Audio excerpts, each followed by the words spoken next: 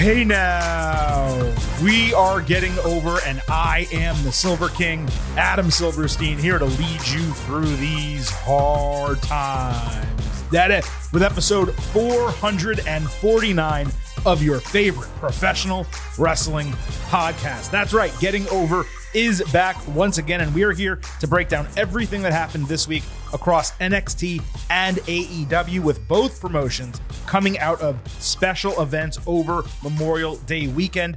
NXT Battleground and AEW Double or Nothing largely delivering differing opinions about where they stand within each brand's hierarchy. NXT Battleground, most saying, has been the best premium live event that the NXT brand has put on since the TakeOver moniker was ended, while AEW Double or Nothing, many say, was one of the most disappointing AEW pay-per-views to date. Now, we're going to get into all of that and more on this episode, which will largely center around discussing what happened on television this week coming out of those large shows. Before we get going with the episode, as always, a reminder that the Getting Over Wrestling podcast is all about Defy. So please do not forget to head on over to Apple Podcasts and Spotify.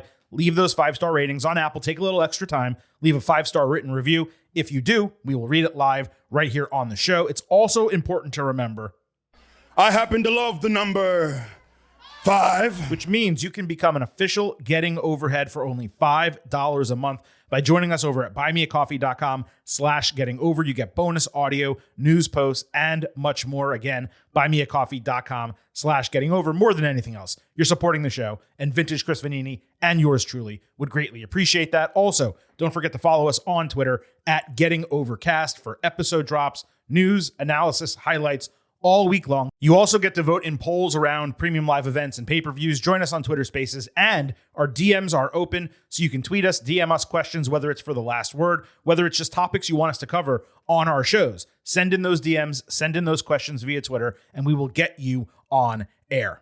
Now, today is going to be a little bit of an interesting show because we are discussing NXT and AEW as always, but both simultaneously were their first shows coming out of these special events from Memorial Day weekend. And the shows actually went in vastly different directions. NXT focused heavily on storytelling. Yeah, there were a couple matches on the show, one of which was notably great, the main event.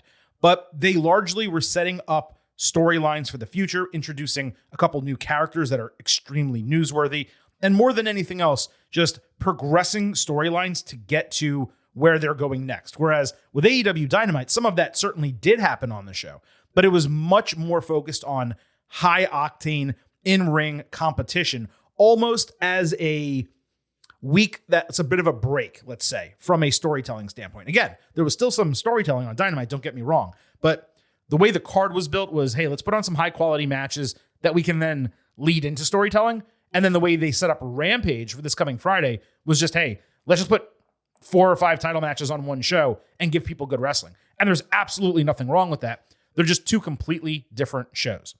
Now, in terms of second looks, as I did on Tuesday's episode, I should say as Chris and I did on Tuesday's episode with WWE Night of Champions, I did rewatch NXT Battleground, most of it. I did rewatch AEW Double or Nothing, most of that as well. I actually don't have anything to go back over with Double or Nothing because that is the show that I watched on the big screen the most live, with NXT Battleground on the second screen, kind of pausing, going back and forth between both. It was very difficult to watch those shows simultaneously. So I am going to have a second look at NXT Battleground. I am not going to have a second look at AEW Double or Nothing, just again, because there were no notes, there were no grade adjustments, nothing like that. So because of all of that, we are going to start today's show with our breakdown of NXT, including that second look at NXT Battleground. And then the second half of the show is going to be AEW. As always, you can check our episode description for timestamps. That way, if you only follow one brand or the other, you can just jump to the spot where you want to be. But as always,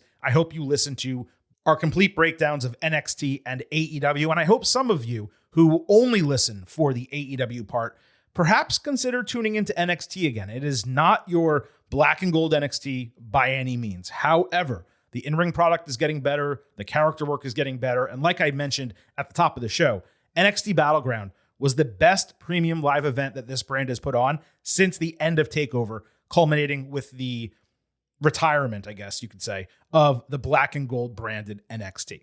So let's kick things off with a second look at NXT Battleground, starting with Ilya Dragunov and Dijak. I said on the podcast, hey, I'm kind of going between grades here. I'm not sure where I want to land. I'm staying at 4.75 stars and an A+ for that match. It was just terrific. Incredible story. It just didn't really do what it needed to get that full 5 stars compared to some other 5-star matches we've seen across WWE, AEW, and New Japan already this year. But man, it was freaking great. And no matter what brands you do or do not watch, you need to see that match. Now, that said, I do need to actually upgrade the Tiffany Stratton and Lyra Valkyria match to 4.25 stars and an A. The couple minor slips that I mentioned on the instant reaction, they were easy to see while kind of going back and forth, starting and stopping, watching live. But in the progress of the match, it was smooth overall and really smart, well-executed finish for a star-making moment for Tiffany. Now, that worked on Sunday. We'll discuss soon what Stratton did on Tuesday. In lieu of praising the Carmelo Hayes entrance, I made that comment about New York because I'm a New York sports fan more than, of course, Boston. But on rewatch, it really kind of gave you goosebumps the way they did that. Trick Williams remains a great second. I know there will be some point one day where Trick breaks off, but I just truly hope they are able to stay together in this exact same type of relationship that they have on screen and do like a Shawn Michaels Diesel type of run from NXT to the main roster. Hopefully they start on that next year and spend at least a couple years together before breaking up, because they are a legitimately special pairing that just works so well together. It would be nice for Trick Williams, and I think this is what's going to be happening coming up here in the next couple 2, 3, 4, 5, 6 months. I think Trick needs to really get into the mid-card division as a single, and with Melo having his back, maybe even win the North American Championship 6 months from now. Seeing those two guys carrying gold simultaneously would be a really special look. And he's deserving of it. I mean, from an in-ring standpoint, he still needs to get better. But the personality, the character, the promo, all that stuff is there for Trick. And maybe he just needs a title where it's going to force him to be in the ring over and over again to kind of develop that last part, which is the in-ring. And he's still good in-ring. He's just nowhere near great yet. But he seemingly has that potential. He's athletic. He's big. He can throw people around. Something else I overlooked was the intensity before the bell in that main event. It really hit. This was Breaker's best match that did not involve a veteran like Tommaso Ciampa or Dolph Ziggler. He has figured out the heel character in and out of the ring. Now, there's rumors that there might be an imminent call-up for him, which I still believe would be rushed. I think he needs to be there up until WrestleMania next year. But these extra 2 months have helped him massively. So if they do call him up, hey, at least it wasn't immediately after WrestleMania, I would still keep him down there for another 10 months. And it was so late Sunday that I didn't spend much time on the instant reaction, breaking down Battleground as a whole. And I'm not going to waste a lot of time doing that here. But as I already mentioned on the show, especially when rewatching it, it was NXT's best premium live event since the end of the takeovers. Truly impressive what this group has been able to do from a developmental standpoint. Now, granted, some of that is because they do have some experienced veterans in there, which NXT always had. But Ilya Dragunov, Dijak, these guys are people who could easily be on the main roster yesterday, but they are helping elevate everything else that's happening in NXT. And again, those 2 final matches on the show, the co-main events for the 2 titles, did not involve that veteran talent. I mean, Lyra Valkyria certainly is experienced, no question. But in terms of NXT, those are for relative neophytes compared to people like Dijak and Isla. And it was just impressive to see what they were able to do when featured in a spot like that. So credit to NXT, Shawn Michaels, and everyone that worked on Battleground, because that truly was an extremely entertaining premium live event on Sunday. So with that, let's go ahead and break down NXT from this week. Carmelo Hayes and Trick Williams hit the ring talking their talk like usual. He was quickly interrupted by Noam Dar and his crew, who surprisingly, at least to me, got massive heat right away. Dar put himself over, Trick called them out for cheating, and Melo said he's on a higher level than all of them. Dar challenged and admitted to trying to catch Hayes at less than 100%. Melo got pissed at the mention of load management, agreeing to fight in the main event. It was kind of convoluted overall, but a smart move to put the new crew, which needs a name, by the way, on a higher tier. Dar's group later trash talked Trick backstage, with him shooting right back at them in a pretty fun back and forth. So we got Melo against Dar for the NXT Championship in the main event. This started hot right at the bell. The women got in Trick's face, with Mensah trying to catch him from behind, only to get punched in the face. Somehow the referee ejected Trick and let the heels remain. Dar hit his spinning elbow for a false finish, immediately moving into a knee bar.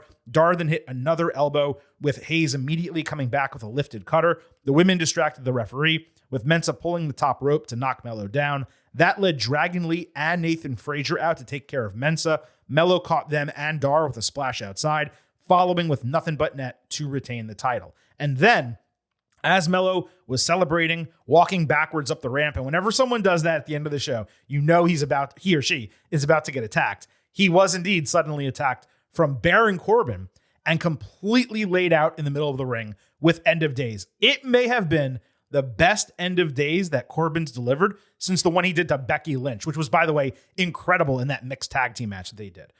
Well, damn, there's a lot to unpack here overall, okay? I will admit I briefly rolled my eyes when Dar's crew initially answered Melo to start the show, but that was short-lived. Noam's antagonism of Melo in that opening segment may have been a bit torturous, but the main event was an absolute banger at 4 stars A-. The twists and turns of a back-and-forth match, Trick being ejected, the heels having a 4-on-1 advantage, the faces saving Melo, then the high-octane finish. It was just an absolute blast. Dar is so damn good in the ring, and this was another incredible way to further raise Melo's stature coming out of his already big Battleground win. And then you have the return of Corbin, who is in more need of a top-to-bottom refresh than anyone on the main roster. Now, he did look exactly the same, and this may just be a temporary excursion. We have to see if he's going to go the Apollo Crews route or the Dolph Ziggler route. But spending some time in NXT should do him well either way. And Melo beating Corbin will only serve to continue further elevating him as champion. I definitely do not want them to do a repeat of the title swap like they did with Breakker and Ziggler, and then going back to Braun afterward. Braun needed to be established then. Melo is already established in NXT. It is not the same deal. Wesley and Tyler Bate fought the Dyad. West backstage sold soreness from Battleground and was proud of himself for overcoming odds to again retain the title. Dyad threatened on behalf of Joe Gacy, with Bate getting Wes's back, saying he only wanted to compete and they're still friends. Wes hit a combination flying hurricanrana and arm drag, which is a little bit weak, but I've never seen it really done with a non-luchador, I guess, before. Suddenly, Mustafa Ali appeared in the crowd wearing a leather jacket, his hair all free-flowing behind him, and he joined commentary, reminding them that he's a free agent and can go wherever he wants. Corbin, by the way, is a free agent as well. He said, Ali did, that he's obsessed with the idea of becoming a champion, which clearly means he's going after the North American title. Wes rolled through a sunset flip into a leaping DDT, then hit a cardiac kick on Dyad before the faces combined for stereo corkscrews, with Bate hitting Tyler Driver 97 for the win. Ivy Nile attacked Ava after the bell, with the Creed brothers and Dyad also brawling to the back. Gacy then attacked Wes from behind, with Ali making the save to a huge pop. So just like with the opening segment and the opening storyline, a lot to unpack here as well. First, this match was damn good. It was pretty much as good as one could expect with talents of this caliber. The way Ali came in was definitely eye-catching, and this seems to be setting up for a 6-man next week, with Ali either turning on Wes or challenging him as a babyface after it's over. What's interesting, though, is the heels are also feuding with the Creeds, while Ivy got into it with Cora Jade earlier in the show. So there's a lot going on at once, which is one of the fun things about NXT. It just constantly feels lively with intertwining storylines. I did breathe a sigh of relief when Ali announced he was in NXT as a free agent, which means he'll surely be back on the main roster sooner than later, maybe after playing a short-term role. And I do remember Ali previously saying in interviews that he actively wanted to do some work in NXT. So this is not something that's against his will or something he doesn't want to do. I'm definitely interested to see where it goes. He would seemingly be a great transitional champion between Wes and whoever is next for the title, because his main roster stature would excuse Wes Lee, losing. I wouldn't mind if he spent a few months down there, but I certainly don't want him there for a year or anything like that. Most exciting about bringing Corbin and Ali down to NXT is that they seem to be taking advantage of the significant momentum from Battleground by bringing 2 named superstars in. The timing is perfect. And for those like myself who enjoy the show, hopefully this is the start of WWE putting more emphasis on NXT and promoting it again. I still think it needs to be promoted more on Raw. They're on the same network. They're one night after each other. They really should be doing a better job of that. But maybe this is just the first step, and I hope it is. So Jade fought Nile, referring back to what I was just talking about. Cora held court in the women's locker room, excusing her semifinal loss on a black eye, demanding attention and complaining. Ivy confronted, saying Cora's lucky she even got a chance, which Ivy did not. They exchanged barbs while Nile dropped the mic before leaving. This kind of led to a match with the best consistent action we have seen from Ivy to date in the ring. Ava interfered just as Nile was gaining momentum. Ivy choked her over the top rope, only to get caught from behind and hit with Jade's spike DDT, with the heel getting the victory. I always want women's matches to go longer, but particularly this one, because I loved the work and the intensity we were getting from these two. But the finish obviously made complete sense, given Ivy's ongoing feud, and that resulted in a backstage blow-up, leading to a women's singles and men's tag team match, both next week. Tiffany Stratton held a Tiff-peration. Stratton put herself in the title's history over. She said she's the epitome of a true WWE superstar and invited the whole locker room to praise her. No one showed up, so she promised to name her first challenger, and then they walked out. She announced the number 1 contender battle royal and said she'd hold the title as long as she wants, and then confetti, balloons, and steam kind of came out everywhere. Thea Hale jumped in the ring to punch her in the face, and some other baby faces also attacked, with Tiffy eating a dropkick through the ropes. This kind of was awful. I mean, I'd love to come here and tell you that Tiffany rocked it and gave a great promo coming out of her title win, which, by the way, I mean, I'll just mention it again in case you did not hear the instant reaction. Super impressive. The Stratton and Valkyria match. Like, Stratton looked as good as she ever has in the ring, and this was a great opportunity to kind of continue that momentum for her. Instead, again, let me repeat, this was kind of awful. We've heard Stratton speak before, and she has not been this bad since the start of her NXT run, I would say. It was clearly a full memorization scripted promo. The writing was okay, but the delivery was rough. She forgot her place twice, and it was just clunky from start to finish. And look, it's developmental, right? This is the point of NXT existing these days. But man, she has a long, long way to go on the mic to be even somewhat believable. She needs more improvement in promos than I thought she did coming into this, and that is super unfortunate. Market zero! Gigi Dolan fought JC Jane in a weaponized steel cage match with an additional stipulation of no escape. We got a damn good video package recapping their partnership and feud before JC attacked Gigi during her entrance. There were belt whips, chain chokes, and a garbage can shot. Actually, there were a lot of garbage can shots early in the match. Dolan ate a neck breaker into a pile of chairs, a spine buster into a trash can, and took a boot to the face backwards into another trash can, recalling the door spot that started their feud. The finish was Gigi putting JC through a table with a Uranagi off the top rope into the ring, and she got the win, the babyface, after about 14 minutes. Dolan and the finish got a big pop. My breakdown here wasn't overly detailed because there weren't many great sequences in the match, but the individual spots were well done with the right winner and a hot opener to the show coming off of Battleground. I went 3.25 stars and a B. Normally not a match I'd grade, except it was such a featured match. I felt it was worthwhile.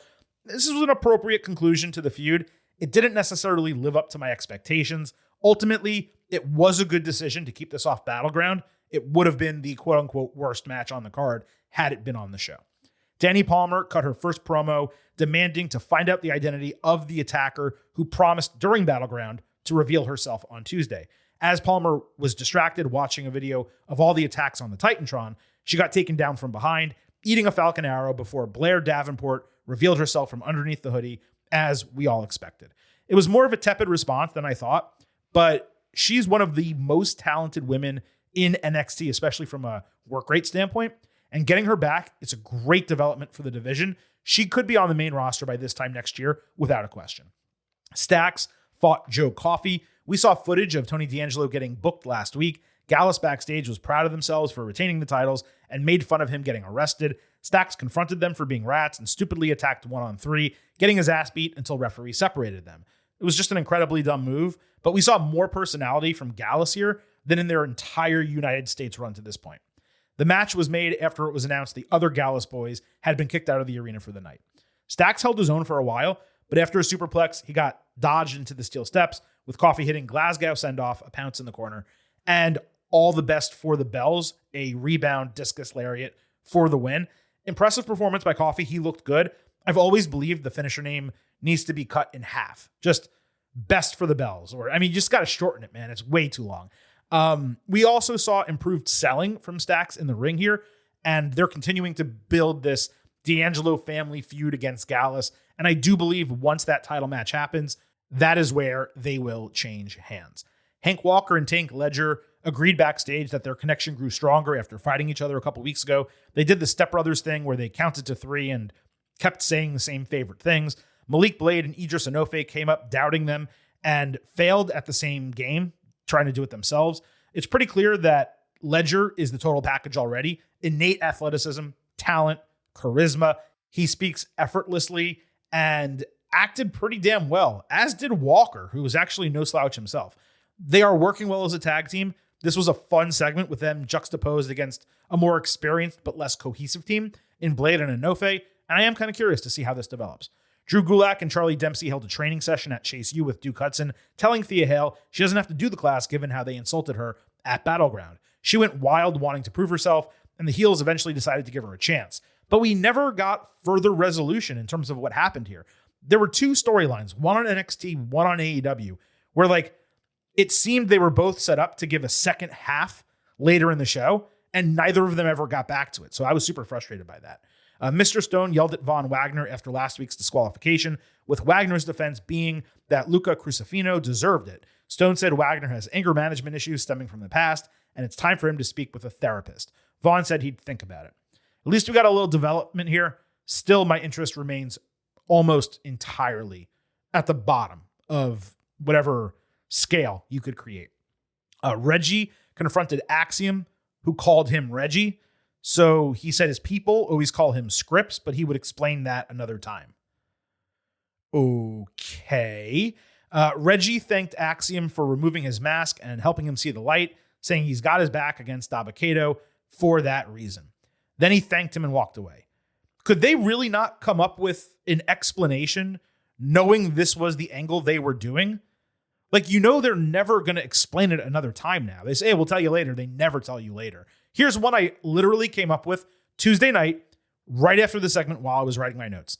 They called him Scripps because he flips a lot, like flipping the script. There, done. That's why he's named that. Move on. We don't need any further explanation. But now it's Reggie, no mask, but he's still called Scripps. What are we doing here? It doesn't make any sense. Axiom and Scripps, if they put them in a tag team, maybe there's something there. But Axiom was running hot before they kind of saddled him with this Reggie feud. And all this is doing is cooling him off. So they really got to figure out what they're doing. So as you can tell, largely enjoyed what we got from NXT. Very storyline driven episode, as I mentioned. I also largely enjoyed what we got Wednesday night from AEW Dynamite. And this, by the way, is after really the last couple of weeks not enjoying what both NXT and AEW gave us. I thought the go-homes were extremely weak for Battleground and Double or Nothing respectively, yet both brands really seem to be kind of charting a right course coming out of those shows. Again, very different. NXT focused on storytelling, AEW a little bit more on in-ring action, a lot bit more, I should say, on in-ring action. But nevertheless, both very entertaining shows on Tuesday and Wednesday respectively, given the last couple of weeks have been rough, in my opinion, for both of those brands. So with that, let's move over to AEW. And this breakdown is going to be completely about Dynamite, everything from Rampage. We already discussed on the instant reaction, and anything we didn't was not important enough to bring up here anyway. As I mentioned, really good in-ring show, despite more than half the matches kind of being thrown together without that direct of a storyline purpose. But nevertheless, some of the finishes and results from those matches did lead into storylines that should continue next week on Dynamite, obviously Rampage as well, and then going forward. Dynamite opened with Blackpool Combat Club fighting the Lucha Bros and Bandito. Bryan Danielson was on commentary, as we've discussed now on numerous episodes. Not that I would expect him to be in this. It was a 6-man, not an 8-man, of course.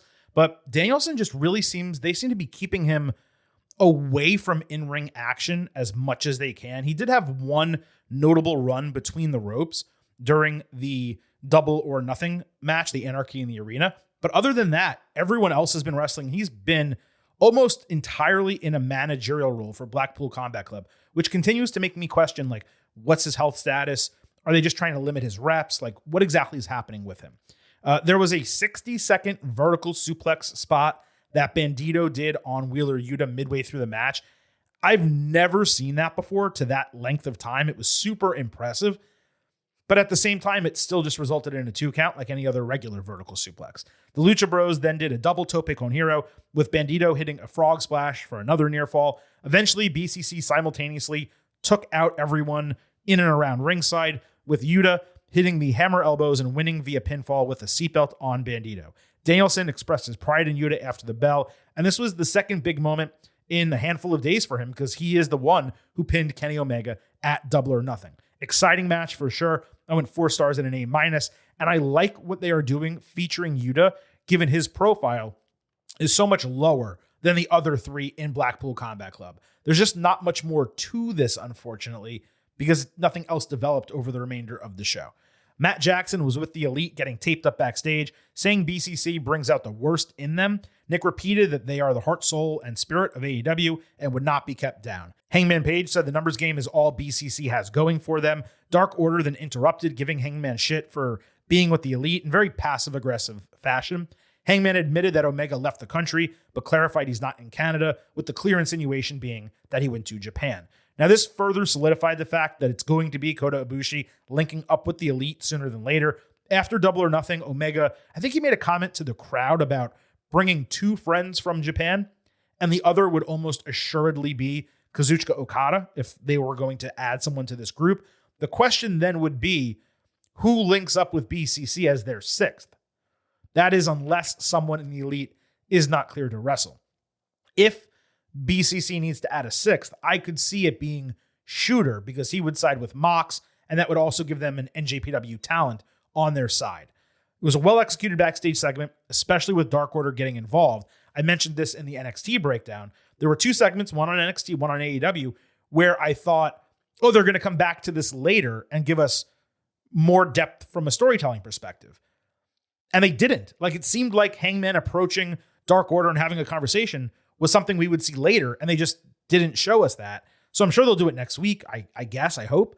But I was really interested. And when you are talking about keeping viewers retained to your program, and you do this at an early juncture in your show, then coming back to it later and paying that off is exactly what you should be doing. AEW does that occasionally. Every once in a while, like once a month, they'll do a show-long storyline, and you'll feel, oh, I really got my money's worth or my time's worth investing 2 hours because these things that I was really interested in played out over the course of the show. They had a chance to do it here and did not, and I was disappointed by that.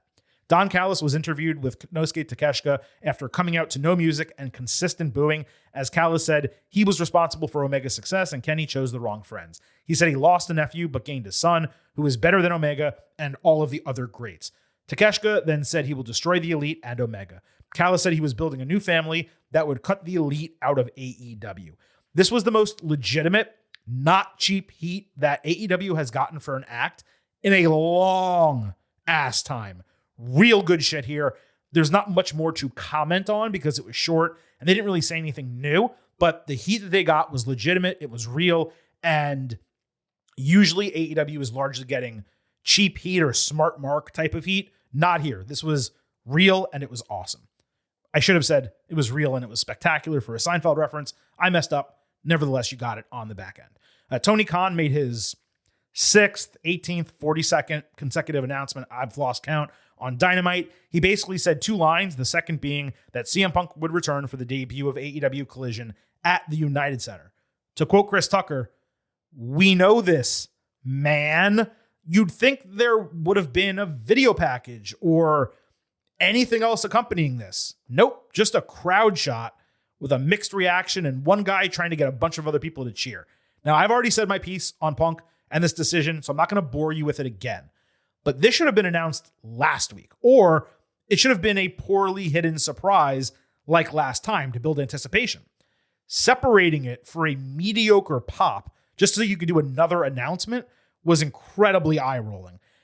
It was ridiculous to do it this way. and a huge step back from the improvements that Tony has actually made on camera over the last couple of weeks. He was like as awkward as ever here, almost trying to force a word count. He came across like one of those real life robots that they're making these days. I remember when Tony had no desire to appear on TV a few years ago. And now he like puts himself on weekly, except it seems like when he does appear, it's someone forcing him to do it against his will, despite him being the creative lead and the one that's booking himself on the show. It's just entirely awkward. Please stop with these stand-up announcements. Please stop with these fake announcements every week. Just get to the wrestling and the storytelling. Adam Cole and Britt Baker fought Chris Jericho and Saraya. This was the main event, and there was no additional build leading into it, which was kind of frustrating too. Jericho tripped Baker, who got good and appropriate heat. The Outcast came down, but Hikaru Shida beat them anyway with a kendo stick. Baker went to the top rope, so Jericho covered Saraya, only to eat a splash. Cole was in walls of Jericho for a while, so Britt put on her glove and put Jericho in the mandible claw, then got him to the ground for lockjaw. Saraya came back with Rampage on Baker for a regular near fall, and commentary didn't even really point out that it was her finisher. She got spiked on her head here, but it looked bad. She was okay. Jericho tried to use the bat with Britt ducking and both of them super kicking him. Cole then lowered the boom for the win. This was eons better than the singles match at Double or Nothing.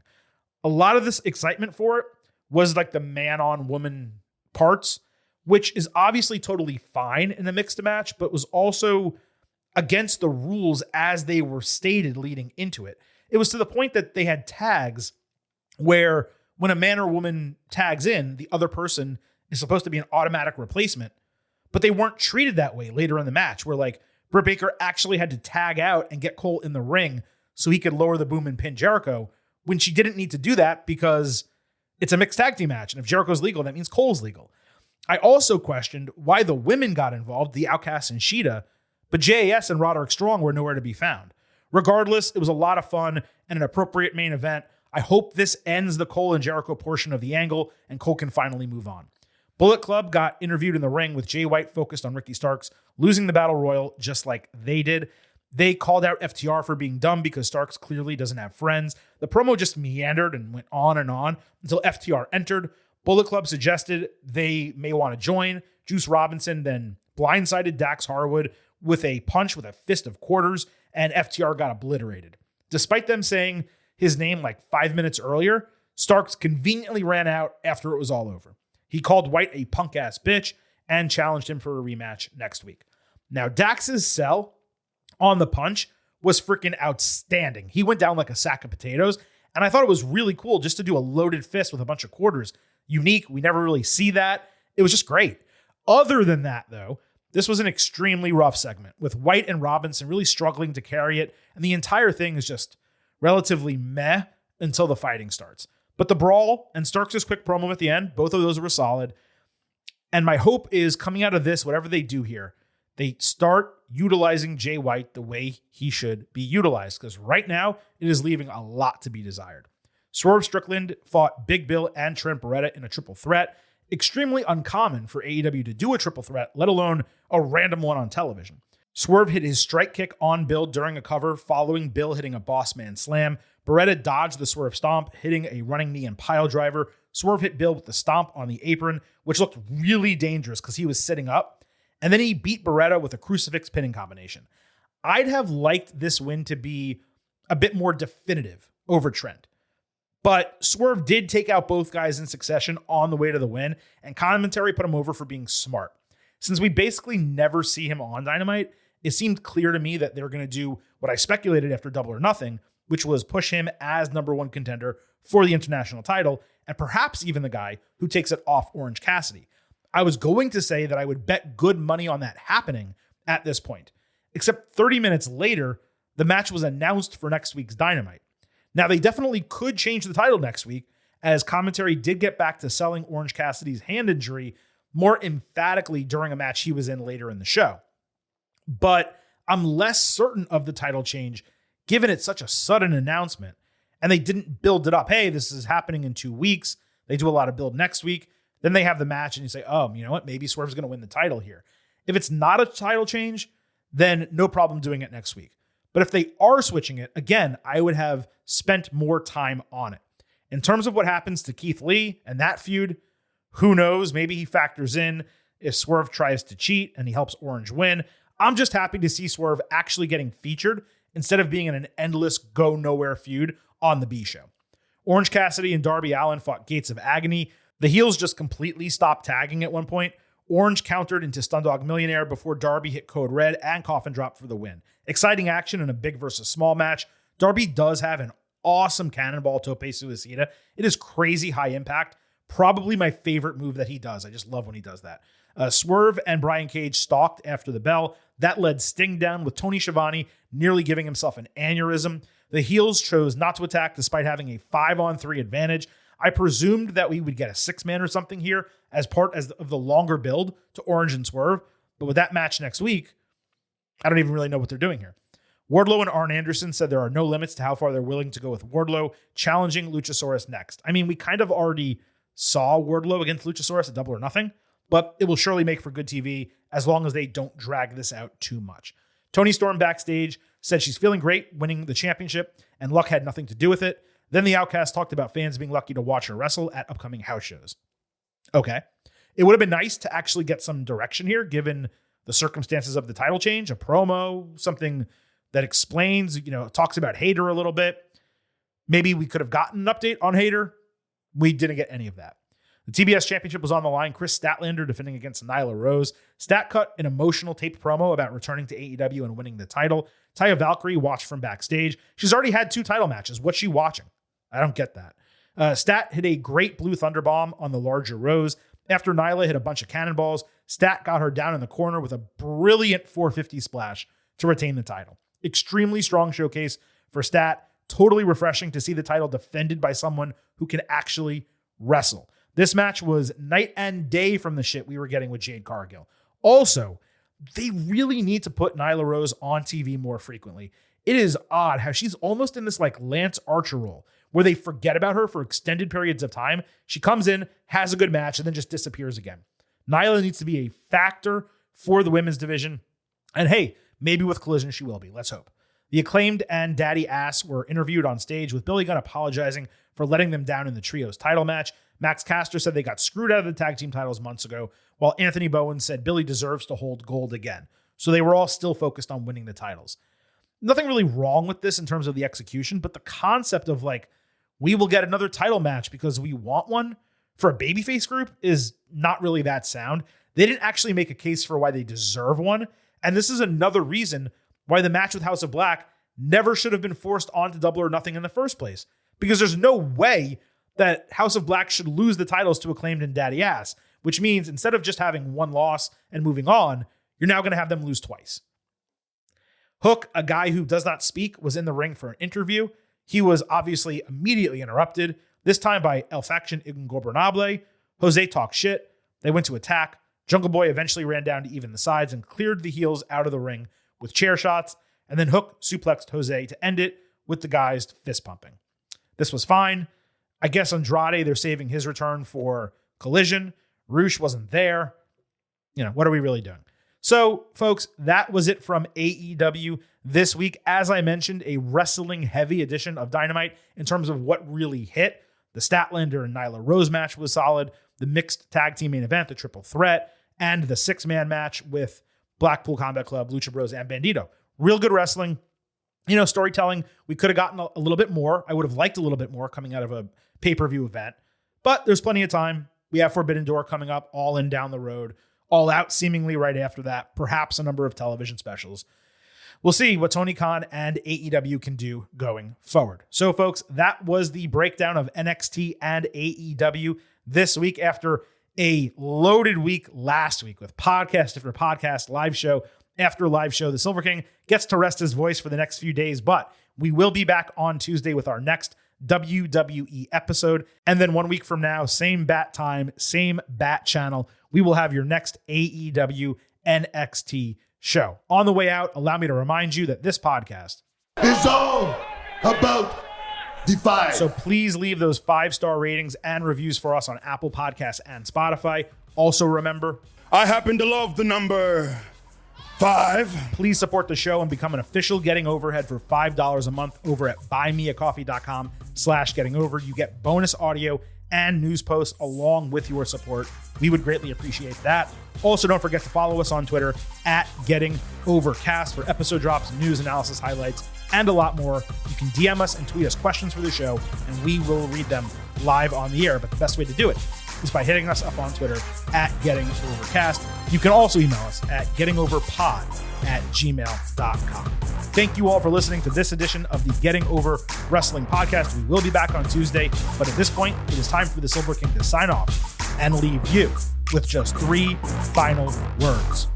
Bye for now.